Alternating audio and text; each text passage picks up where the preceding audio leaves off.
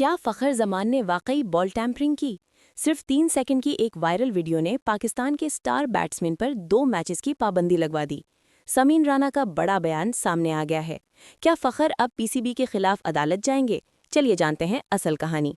दोस्तों, कराची किंग्स और लाहौर कलंदर्स के मैच के दौरान फ़खर जमान पर बॉल टैंपरिंग का इल्ज़ाम लगा था। इस इल्ज़ाम के बाद उन पर 2 मैचेस की पाबंदी लगाई गई। फ़खर ने इस फैसले के खिलाफ अपील भी की थी, लेकिन उनकी अपील को मुस्तरद कर दिया गया।